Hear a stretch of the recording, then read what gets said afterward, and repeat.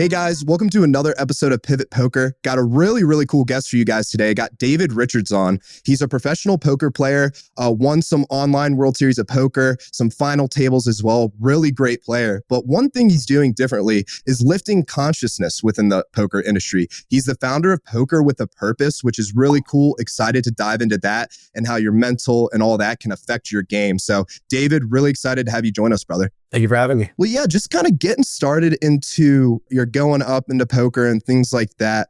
You know, I know you went to West Point, I believe, in military school, and we're in the military. And so I'd be kind of curious as to that transition in your career going from, you know, military to professional poker and how that background might have affected your play a little bit as well. Yeah, great question. Thank you for having me again. Yeah, it's interesting. It's almost like two different lifetimes that I lived. You know, the first was pretty lost when I went in the military. So I kind of went from like searching for a sense of purpose and then saying, okay, the outside is going to give me that sense of purpose. So I'm going to go to a great school. I'm going to be an Army officer. They're going to tell me what to do, where to be, what to wear, and all this stuff. And I don't have to make any decisions for myself. But in the end, I'll have, bachelor's degree. I'll be an Army officer. People respect me. So then obviously what I'm communicating to myself as well, if everything on the outside looks like I'm successful and looks like I should be worthy of love and respect, then I will love and respect myself. But that is not the case. It's an inside job, so you got to do it first and foremost. So yeah, the military was what it was, but because I was coming from not a place of alignment, I was coming from a need to prove something to myself or a need to look on the outside to fill the hole within. Ultimately, I was very unhappy, very dissatisfied and everything at the end of my 10 years in the Army. So that was around 2010, 11, 12, 13. That's when I started playing poker.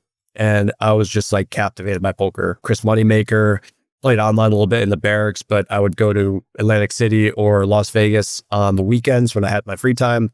And I was just captivated by the game, but really it was kind of giving me that sense of like emotional, not fulfillment, but it was like an emotional roller coaster that I wasn't getting when you're waking up at 4 a.m. to go to swim practice and then going to bed at midnight after doing your homework.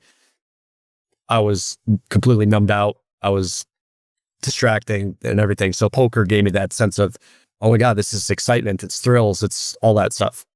So when I made the decision to get out of the Army, I was just captivated with poker and I was like, this is going to be it. I'm going to go. So I just packed my truck and the day I could get out of the Army, I just drove straight to Vegas. That's really cool. And so we'll dive maybe a little more into your poker play and how you kind of turn professional here in a little bit. But what I'm really interested in is you talk about how, poker is more than just a game. It can drive some real change, both personally and helping out others, lifting your consciousness, things of that nature. When did you start to realize there was more to poker? Probably about 10 years after I got to Vegas. Well, right now it's about 10 years after I got to Vegas, but probably about 5-6 years after I got to Vegas. I am not a good poker player at all by just God-given talent and the way my mind and everything works. I'm not naturally inclined to poker. So my first years of Vegas was me having results that were very much not what I wanted. I was losing. I was blaming the cards for the way that I was losing. And I was just like running the whole victim story of like, dude, am I just the unluckiest player in the world? Like these guys are so lucky, and running that whole story that was a reflection of where I was in the Army and before that, right? That I didn't love myself and didn't feel I was worthy and ultimately was not responsible for the things that I was creating in my life. So poker became a reflection of that, but it wasn't until I started taking, I went to Choice Center, which is well known, the Granu and Esfandieri, a bunch of people went to Choice Center. It's an emotional intelligence university, and they put you through these exercises which show you, it holds up the mirror and it shows you how you're showing up in the world. So it gives you a very clear picture of who you are. And then they really turn the tables on you and show you like, hey, this is what you're creating. It's not happening to you. You are the creator of this. So that was like my first dose of, oh shit, like, it's called emotional intelligence, but it's like, oh, actually I'm the creator of my life and I'm the story writer and I get a choice. Do I write the story that I'm the victim, or do I write the story that like, no, I'm responsible and I'm going to take the measures every day to love myself and to create whatever results that I want to create on the outside. So probably about 5 or 6 years in my journey, I got that dose of emotional intelligence, penicillin kind of thing, and then my good buddy, Sasha Feinstein, he's my partner in Poker with a Purpose. We kind of adopted that stuff into poker, realizing, oh my God, like everything that we're experiencing on the poker table is a reflection of everything within. All our limiting beliefs, emotional baggage, the stories that we're creating, everything gets confirmed through poker. So when I'm losing, and yeah, the runouts and stuff is not like I can't control the runouts, but when something runs out and doesn't go my way, what story comes up? Oh, there it is again. Like, see, I'm never going to create anything. I'm never going to be good at anything like this. I don't deserve love. I don't deserve respect. So then it's poker showing me how I'm treating myself through the results. So that's how we started birthing Poker with a Purpose, to be poker as a reflection of what is within. And then once we realize that, we either get a choice to either take responsibility and say, I don't like what I'm seeing that poker is showing me, and I'm going to do something about it, or just run the whole story. And what ends up happening is one of two things: either people go broke or they burn out. And then, so yeah, poker is a very blunt and can be brutal game, just like entrepreneurism and everything. So it's up to your choice, but ultimately poker is going to just show you who you are and where you are and what you believe. No, I agree with that fully. And that's really insightful. And kind of going off of that, when you're working with your clients and you're starting to teach what you've learned and implemented to others, what is the common challenges you see these clients facing when they're trying to implement it? Is it the mental aspect of staying cool, or is it kind of like you said, they just don't really understand their purpose, that victim mentality? When you're teaching people to implement this, what are people struggling with, and how can people implement it better? Yeah, great question. So the number one place we start with all our clients is 100% personal responsibility, accountability. That's like when we do our interviews with our clients, we're like, listen, this is the foundation of us working together. You are responsible for your beliefs, your thoughts, your feelings. You're responsible for everything in your life. And if you show up in a place of 100% responsibility, anything's possible. But if you show up as, I'm not responsible, and I expect David and Sasha to teach me how to play good poker or whatever, or validate your victim story, it's just not going to work. And we've come to a place where we choose to only work with people who live in 100% responsibility, because otherwise we're just fighting against your baggage and conditioning, and it just doesn't work on either end. So that's the first thing. Second thing is the conditioning. We are computers and we are programmable. We have a conscious mind and unconscious mind. So our unconscious mind is the storage database of every program that we've downloaded from our lineage, from our parents, from our teachers, coaches, like people we've come into contact with in childhood, from media, all that stuff. It's all sending frequencies to us. And those frequencies are either like, love, trust, these higher frequencies, peace, abundance, or these lower frequencies are like fear, survival. And obviously, as you live in Western culture, is very programmed to scarcity. Yep. You don't have enough things. You're constantly more expensive. You're constantly comparing yourself to other people. So we get this really good dose of, I am not enough. And then during childhood, when we're very programmable and our unconscious minds are more or less emptier than they are when we're older, we just absorb all that stuff. And then what happens is the unconscious mind creates patterns. And so they create the story. Well, like, oh, okay, well, if my parents are showing up this way, it must mean I'm unlovable, because why would they act like this? So then once you become responsible, you realize like, oh, my parents were acting like this because they were programmed by their parents, or because they weren't aware that this is how their mind operates, and they didn't take responsibility to show up better for themselves. So they are dumping their baggage onto me. So that's the larger picture. And then in the poker world, it's the same thing. It's programmed by scarcity, constantly judging ourselves based on other people's results, listening to people. Like the way that poker overall is taught is that the good players teach other players how to be like themselves. And not that they're doing it wrong. It's just that like these people know how to be the best versions of themselves. Like, hey, I've been successful and this worked for me. So let me teach you what I know. But ultimately everybody's different. And I'm not like Chance or Faraz or Foxen or any of them. I am me. And when I learn and embrace my innate gifts and skills and mindsets and all that, then I could be the best version of me and the results will come as a result of that. But the way poker's taught is the top end players are like, hey, think like me. And then what that's creating is the people who are learning ultimately get the message that like, well, I'm not good enough as I am because I'm trying to be like you and I can't be like you. I'm like me. Mm-hmm. So that's what our coaching is creating the space for awareness so you can become aware of your limiting beliefs, whatever beliefs or stories you've created about yourself in the world, whatever emotions that you've stored, resisted, avoided, that are kind of stuck, right? Like one of those things is like as men, you're not allowed to cry. So if you learn I can't be sad, then you store your sadness and ultimately you become sad. Yep. So your limiting beliefs, your emotional baggage, and whatever other stuff is just stored in the unconscious mind. We kind of like we did in Choice Center have exercises and journaling prompts and all this stuff to get you to become aware of what beliefs you're operating through. And then once you do that, we can do release work with our clients. And then once we clear the slate, we're like, all right, now what do you want to create? What is it about poker that helps with this or that is so relatable to, personal development, how it can lift your consciousness? Poker, like any other sport, there's a lot to it, but poker is very different with, there's social aspect to it. There's the mental, poker's very interesting. So what is it really about poker that aligns itself with this personal development aspect? Yeah, great question. Well, for me personally, one of the things I learned that I'm great at is like taking ideas from different spots and putting it together. So for me, personal transformation and poker were like two of like the big things that I really enjoyed in life. So for me, I kind of combined them together.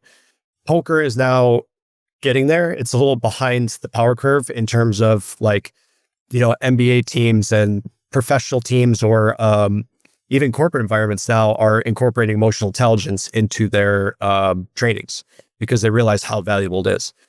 Poker is pretty much behind the times with that. Right now, we're still teaching people based on logic. You think logically and this, that, and it's supposed to be not an emotional game. So we're taught to either control your emotions or suppress your emotions. And you show up at the table emotionless. And if you show up that way, then you can play logically.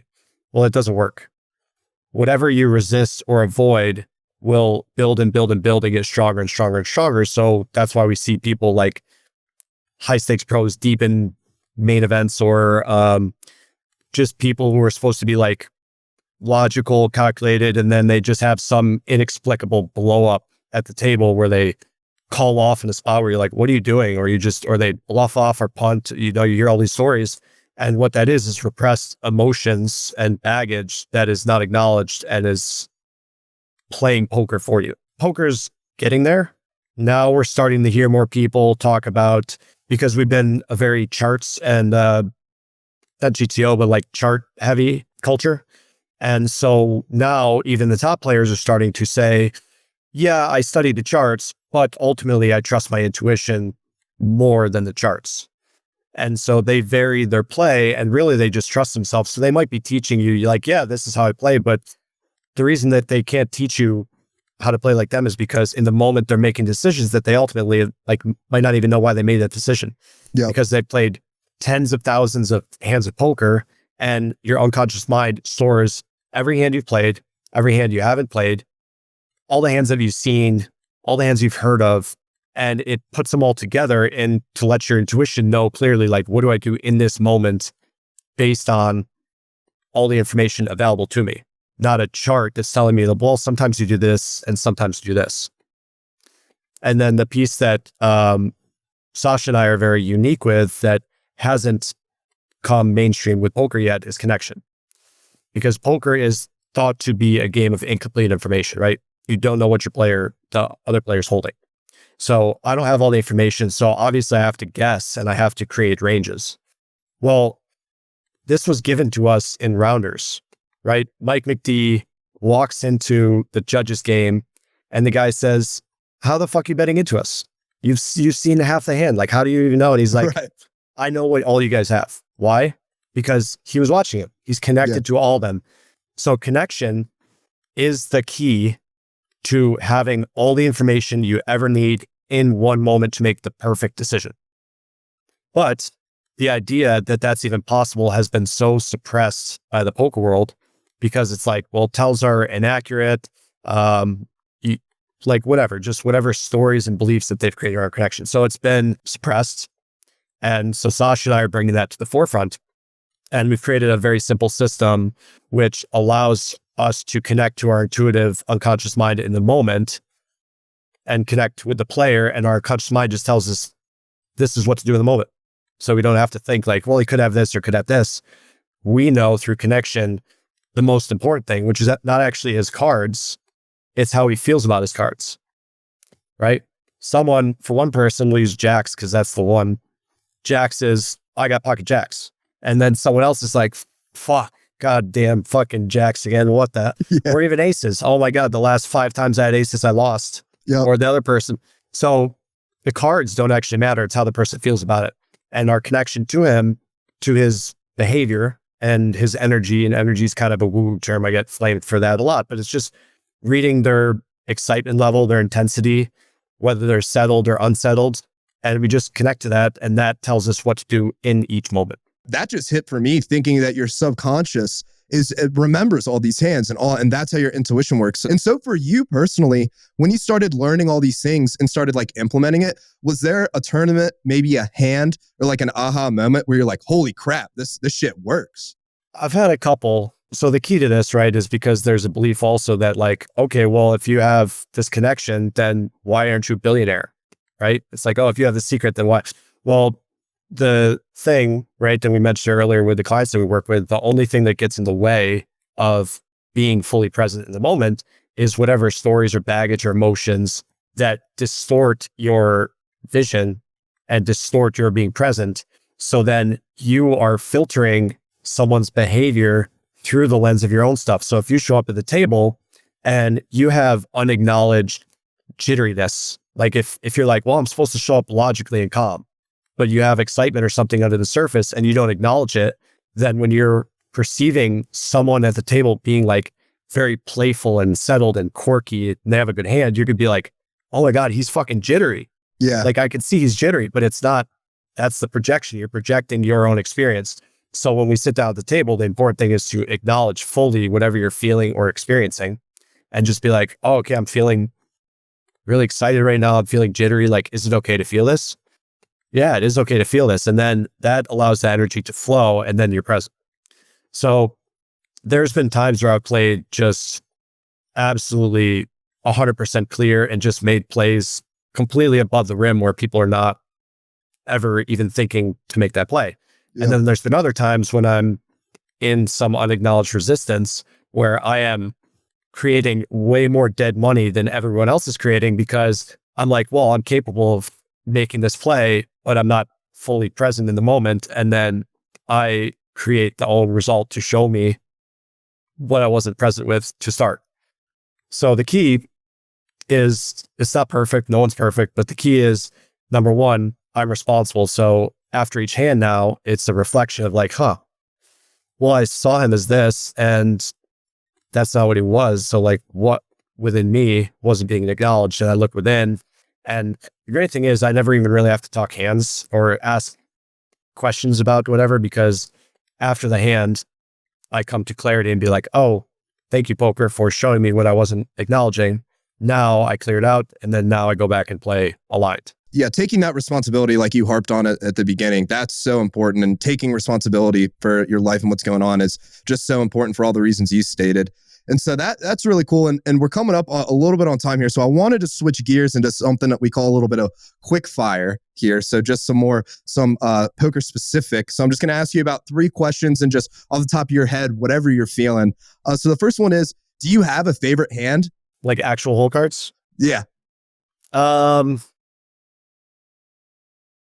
don't think I do. I mean, aces is great. Yeah. I still love to get aces. Just the like the feeling of just Yeah. peeling and you're like, oh yeah, like that. Yeah. That feels so, like the feeling of it just feels so good. But I know otherwise, maybe exactly. like 9, 10 of clubs I like Okay. from somewhere. Cool. Good stuff. And next one is, so you've implemented this poker with a purpose, mindset, all this stuff to poker. Is there anyone else, or maybe that doesn't utilize it out there, that you're like, that's a tough person to play because they also get it? I would say that there's no tough people to play against. There's been players, for example, I'll give you an example. I was playing on the Tropicana stream maybe 2 years ago, and one of the players there is Keir Sullivan, a really great online player. And I was having like a ton of trouble with him. And I was like, I can't figure him out. Like, I can't see when he's settled. I can't see when he's jittery. I don't know when he's enjoying himself, when he's happy or sad. It was just like a bunch of times I played with him, I just could not get it. And eventually I just realized that I had like a resistance to him where he like allows himself to play fully free. Like I get to play free. I get to be myself. I get to be quirky and whatever. And the way that I was showing up at the time was I have to be Dave, the spiritual guy who has his shit all together. And I got to make the right decisions. I got to play perfect.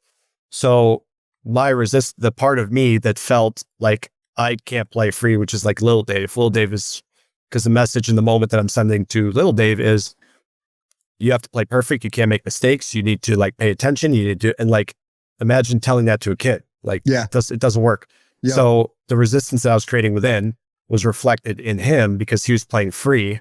So then I was like, I couldn't see, I was distorting my own signal. So in general, nobody from top down, like I could play with anybody.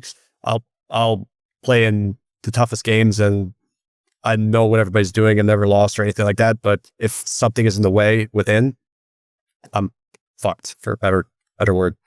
Yeah. And that's really interesting. To go back to what you said is, there are no players, tough players. Do you think that's a mindset everyone should have going into poker, thinking like, hey, there are no tough players. I'm going to play my game and things like that. What are your thoughts there? Or is that more just a personal thought that you've done for yourself? Or do you think that's an important thought for all players? It depends where it comes from. If it comes from like a place of not enoughness where, oh, I'm better than these guys and I'm going to prove myself to these guys, like that's not going to work. So if it comes from a place of like, I know who I am and I'm certain about who I am and I love myself regardless of what my results are, I get to show up. Another thing that at times has been a challenge for me or an opportunity for me is a lot of times throughout my life, I felt like an outcast. For anyone who follows astrology, I'm an Aquarius. So I always felt like an outcast or just never fit in and I'm kind of weird and everything. And I've embraced that now. But in the past, it was like always trying to find a way to fit in instead of standing out. So when I would show up at the table, there was this unconscious part of me that was like, okay, I need to fit in. I need to be liked by these guys. I need to be accepted and respected by these guys. So if you're coming from a place of I'm not enough and I need to prove myself to people or be accepted by them or be respected by them, it's not going to work. Mm-hmm. But if you show up in the certainty of like, I know who the fuck I am, and not even in a cocky way, just I know who I am. I know what I'm about. I know what my purpose is. Ultimately, and you said at the beginning, poker's more than just a game, which is like, poker is more than a game if you make it that. Ultimately, poker is just a game, but we make it more of a thing where it's like, I have to now validate myself through my poker results, then it does become more than a game. So if you're coming from that place, it's not going to work. If you're coming from, I know who I am and I'm just here to connect with these players and figure them out and be curious and learn from this higher purpose, then yeah, there's nobody that's like unbeatable or anybody that's on a level that you can't get to. Definitely. No, I love that kind of that abundance versus scarcity mindset. And it's just so important. So really appreciate that. And last question here for maybe some of the viewers that are looking and interested into these kind of things, obviously go to Poker with a Purpose and work with Dave is what I'd recommend. But if there's maybe a book or just some information that you think would be a good starting place for people, what would you say that is? I would say, trust yourself first and foremost, because everybody's on their own journey. So your intuition will align you with the right people and opportunities and resources to go on your own journey. Like there's plenty of emotional intelligence centers out there. There's plenty of emotional intelligence resources. One might be right for someone and that might be wrong for somebody else. So ultimately you got to trust yourself, but there's plenty of emotional intelligence books out there. There's plenty of emotional intelligence centers out there nowadays. There's, plant medicine ceremonies. There are tons of resources to facilitate your wellness mentally, emotionally, spiritually, and physically. Off the top of my head, I mean, I like Joe Dispenza. I listen to a lot of listen to Alan Watts sometimes on YouTube. I listen to Abraham Hicks. I listen to a lot of like the spiritual people that kind of like really connects me to source energy. Off the top of my head though, right now I'm reading The Way of the Peaceful Warrior. Okay. Which is, I read that when I was like swimming in high school. My coach who trained at Olympian like recommended it to me, and for some reason it came back to me a couple of days ago, so I picked that up. So I would recommend that one. I really appreciate the time and the insight you gave us. I know our viewers will be just ecstatic about this information. I know you got Poker with a Purpose. Anything else you want to plug or send people to? I know you got a good following on Instagram and you kind of do some hand training videos on there as well. Yeah. We are on there. I'm using shorts to start to teach people connection, how to tap in and kind of what we're seeing from our angle. But yeah, we have Instagram Poker with a Purpose. We have Poker with a Purpose vlogs on YouTube. And then we have if you go in the link in my Instagram bio, we created a connection and behavior analysis course where we take live stream footage and we block out the whole cards. And then we teach you using our system we teach you what questions to ask, as we discussed earlier. And these questions will teach you how to connect to the player and teach you how to connect to your intuition. And so I've just created a bunch of videos where we block out the whole cards and teach you to connect. And then you, the viewer or whoever's watching, gets to test themselves and see like, how good am I actually just connecting without the cards? Because ultimately that's the thing, right? You're playing without cards, but when we watch live stream, you're looking at the cards, then you're doing everything retroactively. So, so there's a link in my bio for that. And right now it's free till May 31st, and then there'll be subscription certs. Nice. Well, we'll throw all those links down there, and that's really cool. I'll probably even you check that out as well. But David, you've given us so much here. Really, really appreciate it. Guys, we'll have all the information here in the description if you want to visit and learn more about David and Poker with a Purpose. But other than that, David, appreciate it, my friend, and thanks for joining Pivot Poker. Thank you so much.